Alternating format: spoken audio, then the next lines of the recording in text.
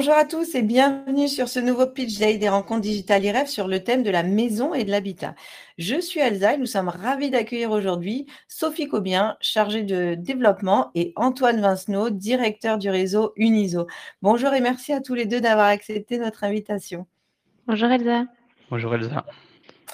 Alors, du coup, avant de démarrer cette interview, Antoine, j'aimerais bien que, s'il vous plaît, que vous pitchiez rapidement sur ce que c'est Uniso. Quel est votre concept? Qu'est-ce que vous faites?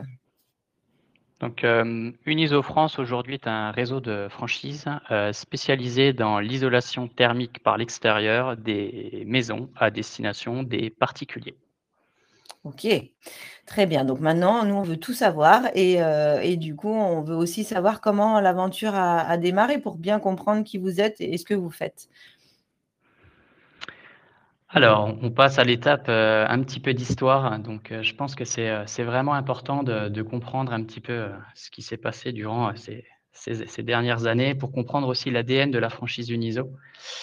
Donc, en fait, comme on peut le voir sur la frise, tout commence en fait avec l'entreprise Miral, qui est une entreprise qui a été créée en 1987 par la famille Bonneau. Donc, on est une entreprise située à Is-sur-Tille, en Bourgogne, tout près de Dijon, qui Mhm. est l'industriel, hein, qui fabrique des systèmes d'isolation par l'extérieur depuis plus de 35 ans. Donc, ce qu'il faut savoir, c'est que depuis 87, en fait, Miral proposait ces solutions innovantes d'isolation par l'extérieur à destination du particulier. Et en fait, c'est une entreprise qui a rapidement évolué et qui s'est ouvert le marché en fait du pro, du collectif tertiaire. Et donc, pour éviter tout amalgame et pour avoir une communication en fait très précise, la marque Uniso a fait son apparition donc en 2013. Donc en fait, Uniso, c'est concrètement, c'est le produit Miral qui est dédié au marché du particulier, du pavillonnaire, des maisons privées.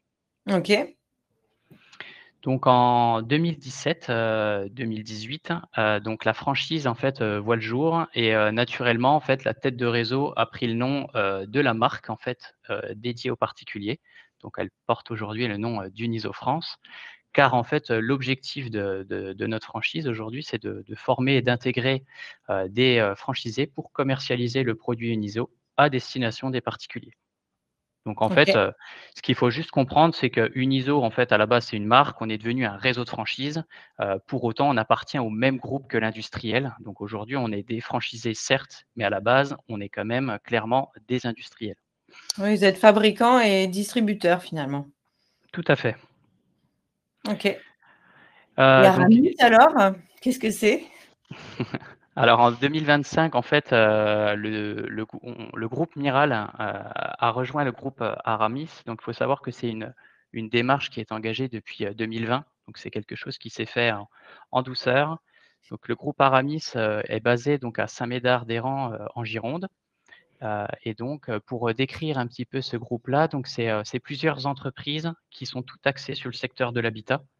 Donc pour en citer quelques-unes, on peut retrouver le réseau de franchise d'Alalu, Isosta ou encore Sunclear. Donc on va dire aujourd'hui qu'on a rejoint cette grande famille d'entreprises. Et ce qu'il faut juste noter entre le groupe Aramis et le groupe Miral, c'est vraiment la réelle convergence en termes de valeur des deux groupes en termes d'ADN, quoi. On est vraiment sur deux groupes familiaux et c'était quand même important pour les deux parties. Ok. Et donc aujourd'hui, il y a combien de réseaux de franchise? Enfin, combien de franchisés, pardon, excusez-moi. Alors, je vais essayer d'être le plus clair possible parce qu'on a un réseau qui est pas forcément facile à comprendre. Donc, en fait, aujourd'hui, le réseau compte aujourd'hui ce qu'on appelle des partenaires historiques. Donc, en fait, vous allez me dire, qu'est-ce que des partenaires historiques? Donc, en fait, c'est avant que la franchise fasse son apparition. Donc, Miral, l'industriel, avait déjà engagé il y a 15-20 ans des partenariats avec des entreprises. Donc en Ok. fait, c'était déjà les prémices en fait de la franchise, donc c'est pas étonnant, que le réseau, Uniso France ait fait son apparition. Mais en fait, il faut savoir que ces partenaires-là qui ont été engagés, depuis, 15-20 ans font toujours partie du réseau Uniso. Donc en fait, à la naissance du réseau Uniso, plutôt que de se dire: «On n'a que des franchisés», bah, en fait, aujourd'hui, les 2 coexistent. Donc, les anciens partenaires avec lesquels on travaille depuis, des décennies pour certains et je dirais le nouveau levier de croissance, qui sont, les franchisés. OK.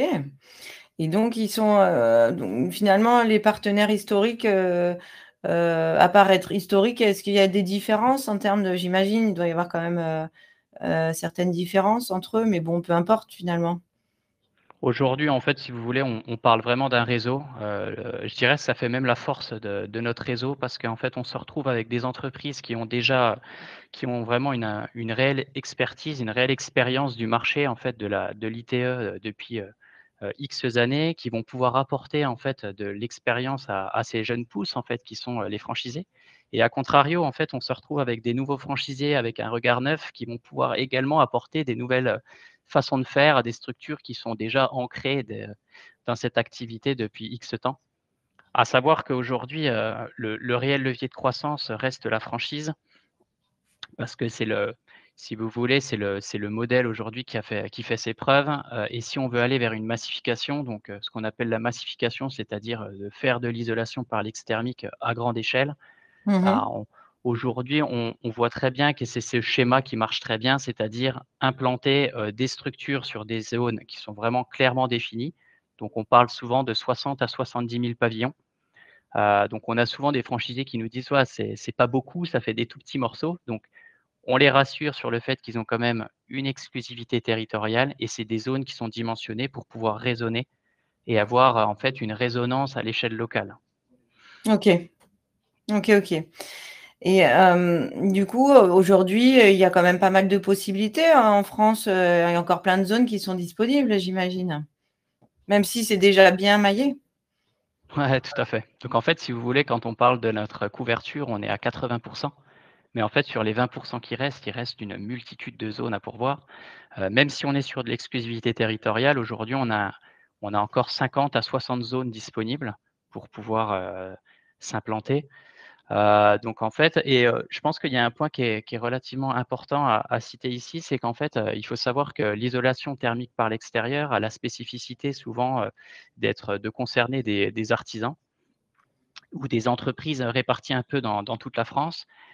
Mais aujourd'hui, le réseau Uniso, donc tout en restant modeste, hein, mais avec, plus de 2 000 chantiers, réalisés tous les ans, ça l'a fait de nous, en fait, le plus grand réseau, organisé autour de cette activité-là en France. Ouais, c'est une belle, belle réussite, nous dirons. Et donc là, aujourd'hui, donc voilà, il y a cette vingtaine de franchisés, donc l'objectif de développement, vous nous en avez parlé. Est-ce qu'il y a, des secteurs géographiques que vous privilégiez? C'est-à-dire, est-ce que, pour l'implantation, est-ce qu'aujourd'hui, on s'implante où on veut dans les zones disponibles ou est-ce que c'est plutôt en zone, périurbaine, zone urbaine? Comment ça se passe? Alors aujourd'hui, en fait, si vous voulez, on a la carte, hein, où on voit clairement toutes les zones disponibles. Après, on n'est pas centré, par exemple, sur une ville ou autre. À savoir qu'on a quand même un produit qui fonctionne très bien, en fait, dans tout secteur, géographique. Pour Ouais. autant, on vise quand même la maison, pavillonnaire. Donc c'est vrai que tout ce qui va être, couronne urbaine va pas forcément être la zone qu'on va forcément viser.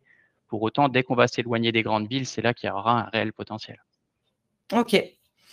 OK, très bien. Et est-ce qu'on a besoin d'un local, pour, démarrer l'activité? Alors Sophie vous en parlera tout à l'heure un petit peu sur les types de candidats que l'on recherche, mais en fait, bien souvent, nous, ce qu'on demande, c'est en fait, bien souvent les entreprises que l'on rencontre ont déjà des locaux. Donc en fait, nous, ce qu'on demande, c'est d'avoir, suffisamment d'espace pour, stocker, Oui. la marchandise. Après, je dirais que l'aspect, showroom, pignon qu'on peut retrouver souvent dans d'autres réseaux de franchise est vraiment un bonus. Donc c'est quelque chose que l'on va pouvoir, offrir aux franchisés s'ils le souhaitent. Pour autant, ça ne va pas être rédhibitoire si l'entreprise n'a pas forcément, heu, sa façade, une ISO, quoi. OK. Bon, bah, du coup, Sophie nous en reparlera tout à l'heure, donc je vous poserai mes questions tout à l'heure. Mais avant de parler justement de la suite, c'est quoi l'ADN d'Uniso? Quelles sont les valeurs que vous véhiculez, au sein de l'enseigne? Vous en avez un petit peu parlé tout à l'heure, quand vous avez parlé des valeurs, que c'était un réseau familial, mais est-ce qu'il y a d'autres valeurs, que vous véhiculez au travers de l'enseigne? Bah, je pense que c'est quand même te c'est très bien résumé. Au final, aujourd'hui, c'est vrai que l'entreprise Miral, pour connaître, la famille Bonneau, hein, et monsieur Bonneau qui est encore, PDG dans l'entreprise, il y a une réelle proximité, en fait, avec les gens avec lesquels on travaille. Comme on a pu le dire tout à l'heure, c'est des partenaires avec lesquels on aurait pu dire à un moment donné, il y a des changements de stratégie, bah, on change complètement de virage, mais en fait, c'est des gens auxquels il y a quand même une certaine confiance qui s'est installée. Donc en fait, c'est pas étonnant aujourd'hui que l'entreprise Miral ait rejoint le groupe Aramis, en fait, qui est également avec cet ADN-là, notamment avec le réseau de franchise aussi, d'Alalu, hein, qui prône aussi l'ADN et le côté familial. Donc en fait, aujourd'hui, ce qu'on recherche, c'est quand même des gens de confiance. Forcément, la franchise, c'est toujours du donnant-donnant entre le franchiseur et les franchisés, Mmh. mais il faut quand même qu'il y ait une proximité et puis qu'il y ait des réels liens. OK. OK, très bien. Est-ce qu'on peut faire juste une parenthèse avant de parler du profil, du type de profil que vous recherchez, sur le produit en lui-même, hein? Oui, alors, effectivement, c'est important de parler du produit parce qu'on a un produit aujourd'hui qui est assez peu connu, du grand public. Quand on parle d'ITE, on a aujourd'hui 3 grandes familles. On va avoir tout ce qu'on appelle, les ETICS, hein, c'est finalement, les isolants, sous enduit, principalement avec du polystyrène, c'est ce qu'on voit le plus, ça représente 70 du marché à peu près. Ensuite, on va avoir tout ce qui est isolation par bardage, donc souvent bardage bois ou PVC. Donc là, on va mettre, une ossature, sur la structure. Ensuite, on vient mettre l'isolant et enfin on met le parement, souvent, soit bois, soit PVC. Et enfin, il y a la famille des vêtures-vêtages, donc Uniso fait partie de cette famille-là. C'est quelque chose qui est assez peu connu, c'est-à-dire qu'on va mettre d'abord un renfort, d'isolation qui va être chevillé directement, sur la structure, hein, sur l'habitation. Et Mmh. puis ensuite, on vient rajouter par-dessus le panneau, Uniso, hein, qu'on appelle, M32, parce qu'il fait 32 millimètres. Et donc ce panneau, il est constitué, on le voit sur l'image, hein, d'une mousse isolante, qui vient faire office d'isolant. Alors il faut savoir que c'est un isolant qui a le lambda, le plus bas du marché, c'est-à-dire qu'on est la solution la plus fine finalement du marché pour une résistance thermique équivalente à n'importe quel autre, matériau. Heu et donc ensuite le parement devant est fait en aluminium, donc ce qui nous permet de pouvoir décliner le produit en 32 coloris différents et on a 5 aspects de finition. Donc ça peut être soit sur, du structuré, donc structuré c'est aspect, crépi, classique, on reproduit, hein, l'aspect crépi. On a du clin, de l'aspect bois, de l'aspect lisse et on peut aussi faire du joint debout. On le verra, ensuite on a des images, de réalisation, c'est assez moderne, c'est assez sympa. Voilà, le joint debout, on le voit en bas à gauche. Donc et enfin, on a, un système de fixation avec des rives en PVC. Donc c'est un système qui est breveté. Ça permet d'avoir une isolation qui est d'autant plus importante puisqu'on a une étanchéité, qui est, complètement, hermétique. Il faut savoir que c'est un système d'isolation qui se fait sans lame d'air. Donc on a aussi un pare-vapeur en aluminium qui est directement intégré sur le panneau et qui permet de ne pas avoir de points de rosée, hein, qui se forment sur la façade. Donc les vêtures vêtage aujourd'hui, ça représente, 10 seulement, du marché, alors OK. que ça présente énormément d'avantages, qui sont recherchés notamment par les artisans, puisque c'est un produit qui est facile de pose. C'est un produit qui est léger, qui s'emboîte. C'est un peu comme un système de parquet flottant finalement. Donc c'est très simple de pose. Il y a pas besoin d'avoir, une formation de façadier, pour faire ce métier. Et puis, c'est un produit qui est sec, donc il va se poser toute l'année. On est sur des chantiers qui sont propres et on n'est pas contraint, au temps qu'il fait, contrairement à des produits, sous enduit où là, on peut pas le faire quand il fait trop froid ou trop chaud ou quand il pleut. Donc voilà un petit peu pour la présentation du produit. Aujourd'hui, le gros point, avantageux de ce produit, c'est qu'à l'origine, c'était un produit qui était fait pour protéger les façades. Puis après, on est venu à parler d'isolation, parce que c'est quelque chose qui est de plus en plus important dans la rénovation. Et puis aujourd'hui, on a ce très gros point fort d'embellir aussi la façade et on est sur un système qui est dit, définitif puisqu'on a aujourd'hui, on est attesté par le CSTB, comme étant, une façade, qui peut durer jusqu'à 50 ans. Donc voilà, c'est quelque chose qui est définitif aussi. OK, oui, alors ce qu'il faut quand même préciser, je pense que pour les utilisateurs, l'argument quand même, qui est très important, je pense, c'est qu'effectivement, avoir cette solution d'isolement par l'extérieur, ça évite en fait de perdre des mètres carrés à l'intérieur. Exactement, ouais. Et en C'est plus, vrai comme on que est la solution la plus fine, excuse-moi Antoine, comme on est la solution la plus fine, en plus souvent par l'extérieur, on peut avoir une perte de luminosité au niveau des Oui, ouvertures. Comme on a un isolant très fin, on a aussi cet avantage où on a moins de déperdition de luminosité. tout à fait.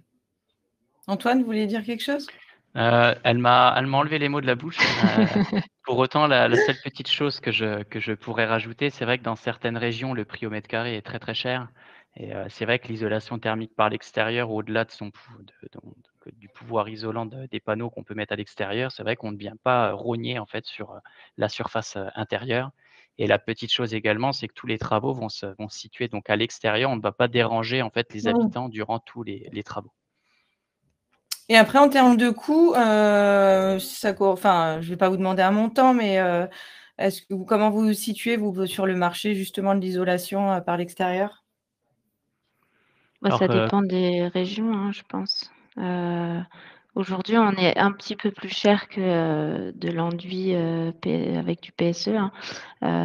Mais ça s'explique aussi, par la durabilité du Bien produit et sûr. ses propriétés, techniques, donc on sait l'expliquer. On reste malgré tout moins cher que du bardage bois, par exemple. Mmh. Donc voilà, je dirais qu'on est, milieu de marché en termes de prix, voilà.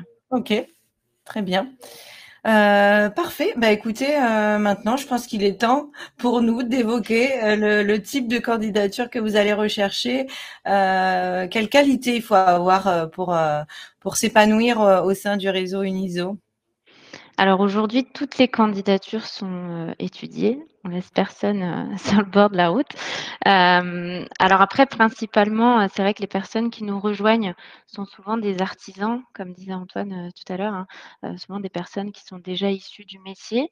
Mais ça peut être aussi, des personnes en reconversion qui ont été, marquées justement par l'aspect technique, du produit qui souvent, pose question et intrigue et une fois qu'on a vu le produit, souvent on tombe amoureux. Donc voilà, mais principalement, souvent, ce sont des artisans parce qu'il faut savoir que, pour être éligible aux aides, de l'État, il faut être, RGE. Donc nous, tous nos artisans, tous nos franchisés sont RGE. Quand on n'est pas issu du métier ou qu'on n'a pas encore le RGE, c'est très long, pour l'obtenir. Il faut monter des dossiers. Alors rejoindre la franchise va permettre de faciliter cette démarche d'obtention du RGE puisqu'on va on va les accompagner, hein, nos franchisés dans cette démarche. On est aussi ouvert à des multi-franchisés, donc des personnes qui souhaitent proposer plusieurs gestes, de rénovation au sein de leur structure. Donc principalement, on a beaucoup des personnes qui font, de la menuiserie, pose de fenêtres, d'ouvertures, qui vont venir compléter avec ce système, d'isolation. Mais voilà, après, on est ouvert à tous les profils. Mais c'est bien d'avoir, cette envie de contribuer aussi à la rénovation, énergétique, parce que c'est avant tout notre ADN. Ouais et puis, je pense qu'il faut aussi avoir un certain côté, faut avoir le sens du commerce, j'imagine. Il faut aller un petit peu chercher des clients aussi. Il faut aimer, voilà, le contact avec les gens, j'imagine.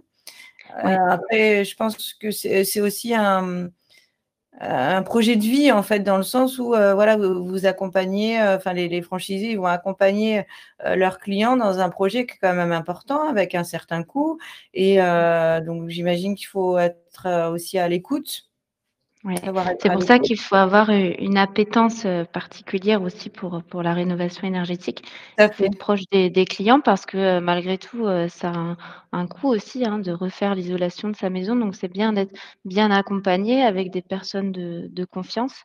Nous, on a, comme le disait Antoine, hein, aussi des contrats d'exclusivité territoriale. Donc c'est important pour nous que notre marque, elle soit représentée par des artisans, de qualité. On leur remet d'ailleurs un label, les appliquer une fois qu'ils ont eu la formation, avec nos équipes. Donc c'est une garantie aussi de qualité, de pose et de chantier puisqu'on est quand même sur un produit plutôt haut de gamme. Donc voilà, on veille à avoir des artisans, de qualité qui travaillent bien, qui font de belles finitions et qui savent mettre en confiance leurs clients. OK. OK. Est-ce que c'est mieux d'entreprendre seul ou à 2 avec une ISO? Je pense qu'on a tout type de profil au sein de la franchise. On a souvent des structures qui peuvent être très bien organisées, très avec déjà tout le personnel en place. Mais pour autant, on a également des franchisés qui sont arrivés, complètement seuls, avec, ou 2 équipiers pour la pose. Et vous verrez en fait, plus tard quand on parlera aussi de l'accompagnement de la franchise. On a l'avantage en fait d'apporter je dirais des services, quotidiens et un savoir-faire au sein des franchisés qui leur permettent vraiment de se focaliser en fait, sur leur activité, à savoir la commercialisation et la pose. OK. Et justement, quand on démarre, on a une équipe de il faut être minimum combien? On peut démarrer tout seul, tout seul? Non, il faut poser quand même. Non. Alors souvent, ce qu'on préconise, le strict minimum, c'est quand même que bien souvent, on se retrouve avec le dirigeant qui va jouer la partie commerciale, en fait, pour aller à la rencontre des clients et bien souvent derrière, c'est une équipe de 2 poseurs. Alors après, comme on peut le voir avec notre réseau, à partir du moment où le carnet de commandes commence à se remplir, on enchaîne bien souvent sur le recrutement d'une seconde équipe. OK. OK et est-ce qu'un profil, purement investisseur, c'est un profil qui vous intéresse? Alors, je vais répondre, mais Sophie pourra compléter. C'est vrai que, le profil pur investisseur aujourd'hui, risque d'être un petit peu déconnecté de notre ADN comme on l'a dit tout à l'heure. C'est vrai que nous, dans la mesure où on n'a pas les franchisés au téléphone, et puis comme on pourra le voir au niveau des animations et de la rencontre qu'on peut avoir avec eux, c'est vrai que c'est pas forcément les profils que l'on reçoit le plus souvent et c'est pas forcément ceux qui signent le plus. Donc ça veut bien dire qu'il y a un certain décalage avec notre vision des choses. OK. Mmh. Et ça va être quoi le quotidien d'un franchisé et une journée type, c'est quoi par exemple? Alors, je pense que la journée type d'un franchisé, elle va se résumer à traiter les différents contacts, hein, qui vont lui être ventilés, alors soit par le réseau Uniso, hein, parce qu'il faut savoir qu'aujourd'hui, on a quand même, des forts leviers, digitaux qui permettent en fait à nos différents franchisés de capter un certain nombre de leads. Donc ça va être Mmh. de la qualification, ça va être du chiffrage, ça va être également de la relance client, mais ça va être également, je dirais, une surveillance accrue un peu des chantiers pour être sûr que le travail est bien fait avec les clients particuliers parce que notre clientèle reste des particuliers qui sont quand même, proches de leur maison, hein et puis comme vous l'avez dit, c'est un projet de vie donc je pense que clairement ça se résume à ça. OK. OK, très bien. Combien ça coûte d'intégrer le réseau Uniso? Alors, on a, des droits d'entrée qui donnent notamment accès à l'exclusivité, hein, sur la zone, à hauteur de 20 000 €. Ensuite, on a toute une partie formation. Donc la formation, ça comprend aussi bien la formation, technique de pose du produit, mais aussi tout ce qui est formation sur les outils qu'on propose, puisqu'on est aussi assez, avant-gardiste, je dirais, sur la façon de travailler, notamment, on le reverra, hein, tout à l'heure avec l'utilisation d'un laser, pardon, 3D, pour tout ce qui est, métré. Donc on va former nos franchisés à l'utilisation de ces outils, à l'utilisation après de nos outils informatiques aussi, notamment le RP, puisque chaque chantier est fait sur mesure. Donc on va prendre les métrés et après tout le calpinage est fait, avec nos outils digitaux. Donc nos franchisés doivent, maîtriser ces outils-là. Il y a la formation commerciale aussi, c'est comment vendre le produit. Vous l'avez compris, on est sur un produit qui a des spécificités, techniques, donc il faut les connaître, il faut savoir les mettre en avant. Donc on va former, nos franchisés pour qu'ils puissent vendre, le produit. Ensuite, il y a, des redevances, sur les achats. Donc on est sur 3 la première année, 4 la deuxième année et 5 à partir de la troisième année. Et puis enfin, il y a les redevances sur la communication. Donc là, il y en a pas la première année, on est sur 0,5 en année 2 et 1 à partir de l'année 3. Et après, ce qu'il faut prendre en compte et l'investissement qu'il est difficile de quantifier finalement, c'est plutôt du cas par cas, c'est vraiment tout ce qui est matériel. Donc notamment, les échafaudages, une remorque puisqu'on est sur des panneaux qui font en moyenne toute la longueur toute la hauteur du moins d'un pignon de maison. Donc, il faut pouvoir le transporter. Donc, on utilise Ouais. des remorques spécifiques. Ça a un certain coût. Il faut avoir un entrepôt pour stocker les produits. Pareil, on est sur des panneaux qui sont assez longs, donc il faut avoir un entrepôt adapté, un véhicule pour pouvoir tracter la remorque, et tout ce qui est après petit outillage électroportatif, ce genre de choses, un stock de démarrage avec le renfort d'isolation. Donc ça, c'est des choses qu'on calcule après au cas par cas. Et ça, on sait aussi accompagner les franchisés sur ce chiffrage-là. Et en termes d'apport personnel, on est à quoi? On est à 30 000 €? On ne demande pas spécialement de minimum d'apport personnel, mais effectivement, c'est bien de pouvoir avoir au moins un petit apport de 10 000 à 20 000 €. C'est toujours bien. On peut même faire un financement, mais classiquement, la banque va demander évidemment un petit peu d'apport personnel. Ça, c'est classique. Nous, on Ah ouais. n'impose rien en tout cas. Mais du coup, l'investissement global, il va s'élever à bah, je sais que ça dépend, mais en moyenne, on va dire. Pour quelqu'un qui part de zéro, il faut compter en moyenne dans les 150 000 € d'investissement. OK. Et pour quelqu'un qui a déjà une structure, qui fait déjà de l'isolation, donc qui va avoir notamment tout ce qui est échafaudage, et cetera, véhicule, on est plus aux alentours entre 50 et 80 000. OK, très clair. Parfait. Alors, je crois qu'il y a une petite, particularité qu'il faut évoquer, c'est le côté, écologique. Parce qu'on est déjà dans la rénovation, donc déjà par définition, on est dans une démarche de, quelque peu économique et vous allez plus loin. Oui. Alors, comme on le disait tout à l'heure, en fait, on a la chance d'avoir, Miral, l'industriel, qui a une forte expérience sur son produit depuis, X années et qui, en fait, engage, je dirais, de la recherche et développement en permanence. Et c'est vrai que, bah, face au défi de la transition écologique, en fait, il y a une action qui a été menée depuis, 2022 et qui se terminera, fin d'année, qui vise, en fait, à réduire, drastiquement, l'impact carbone de notre solution. Donc en fait, l'idée, ça va être de se dire, plutôt de partir sur des solutions un petit peu, biosourcées, comme, on pourrait la facilité le voudrait. Bah, ça va être de se dire, en fait, on va garder notre produit qui est très performant thermiquement, mais pour autant, on va lui faire un régime carbone, c'est-à-dire qu'on va remplacer nos matières premières en y alimentant du déchet. Donc c'est pour ça qu'aujourd'hui, on dit que fin d'année, notre panneau, Uniso, très fin, intégrera 50 de matériaux recyclés. Donc en fait, Génial. on va retrouver des canettes et des plaques d'aluminium sur le revêtement aluminium.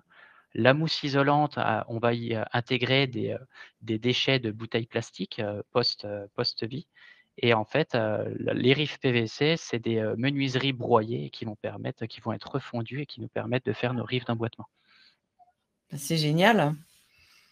Ouais, c'est un très beau projet que le fournisseur, permet en fait, au réseau Uniso d'hériter. Ouais, ouais, ouais et puis c'est bien aussi pour les personnes qui sont un peu sensibles justement à ce recyclage, enfin voilà, au recyclage, à la réutilisation de ces matières, qui sont, pas forcément, même pas du tout écologiques et du coup les réutiliser, ben, en fait, on rentre vraiment dans cette démarche-là. Donc, bravo pour cette initiative. Sophie, je crois que c'est vous nous avez parlé déjà de la formation tout à l'heure un petit peu. On peut y revenir, rapidement? Oui, alors, pour expliquer, la formation, donc on a, en termes de formation, une semaine d'immersion, donc qui se fait sur 4 jours. Donc c'est pendant cette semaine que, les franchisés vont être formés, notamment sur tout ce qui est, outils digitaux, utilisation du laser, faire les métrés, la formation commerciale également. C'est aussi l'occasion de rencontrer, toute l'équipe, du Eh siège, oui, tout le monde est présent. On a également un très animateur, important d'ailleurs. réseau qui est là, donc voilà, c'est bien de pouvoir présenter tout le monde. Et puis ensuite, il y a une formation plutôt sur la technique de pose. Donc là, c'est des formations qui se font directement sur chantier avec notre, technicien, formateur qui accompagne les franchisés, sur les 2 premiers chantiers, pour former les poseurs. OK, parfait et après, comment ça se passe au niveau de l'accompagnement? En termes d'accompagnement, donc bah, vas-y Antoine, je te laisse si tu veux expliquer. Tu connais très bien le sujet aussi, mais En fait, c'était juste pour, rebondir sur une petite anecdote, en fait, du réseau qui aujourd'hui marqué un peu le développement aussi de la franchise. C'est qu'en fait, au tout début, on avait, recruté, 4-5 franchisés et en fait, on s'est rendu compte d'une chose, c'est qu'on avait du mal à déployer et à ce que les franchisés, volent un petit peu de leurs propres ailes.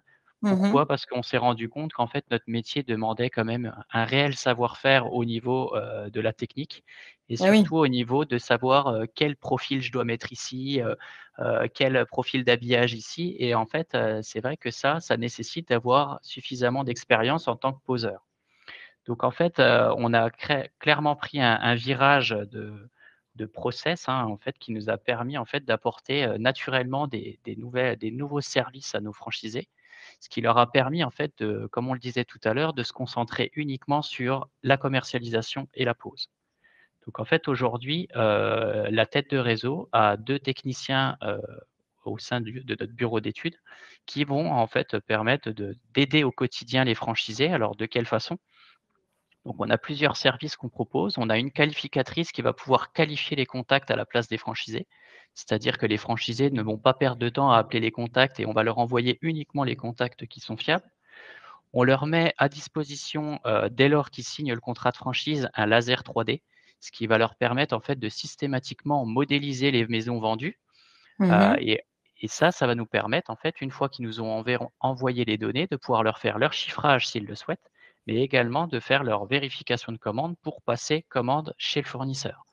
Donc on est OK. vraiment sur un process, bien ficelé et donc en fait, tout ça aujourd'hui, c'est un réel engagement de la tête de réseau parce qu'en fait, ça leur permet, d'éviter des erreurs de chiffrage.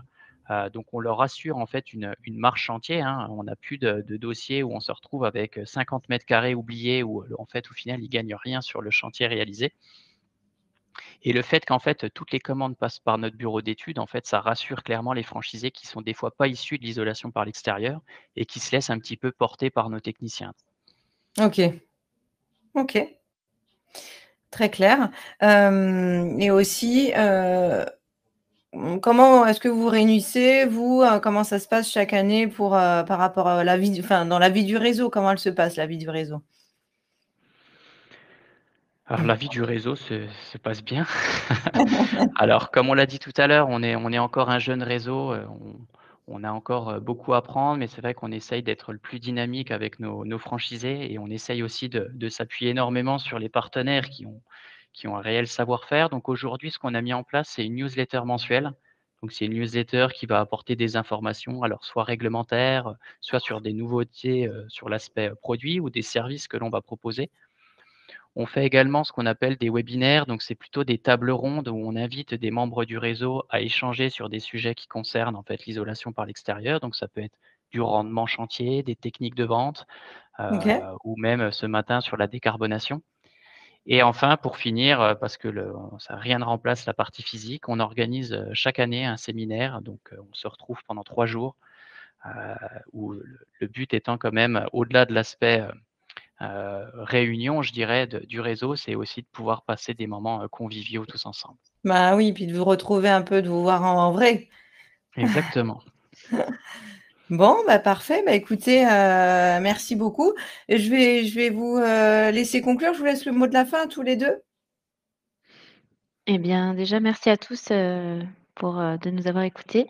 C'est vrai qu'on est un jeune réseau, mais on a de grandes ambitions et on a un produit qui est très avant-gardiste, très innovant, et je pense que ça peut avoir un intérêt pour beaucoup d'artisans qui souhaitent, se développer et œuvrer, pour l'écologie et pour cette dynamique, qui est très très en vogue.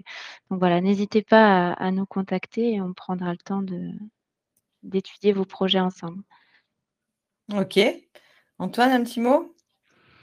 Alors un petit mot, le petit mot que je pourrais dire, c'est effectivement comme l'a dit Sophie, on est un réseau, à taille humaine, hein, avec, pour autant avec de fortes ambitions.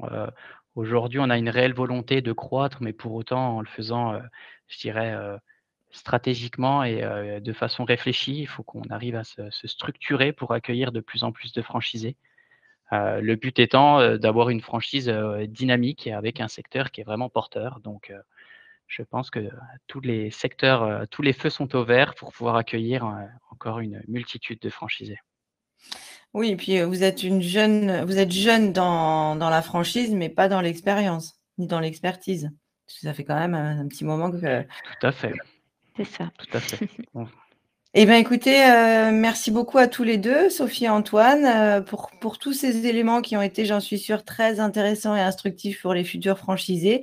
N'hésitez pas à vous rendre sur le stand d'Uniso, pour, retrouver toutes ces informations et bien d'autres encore, ou prendre directement contact avec Sophie, Antoine et leurs équipes, si vous souhaitez démarrer cette nouvelle aventure avec Uniso.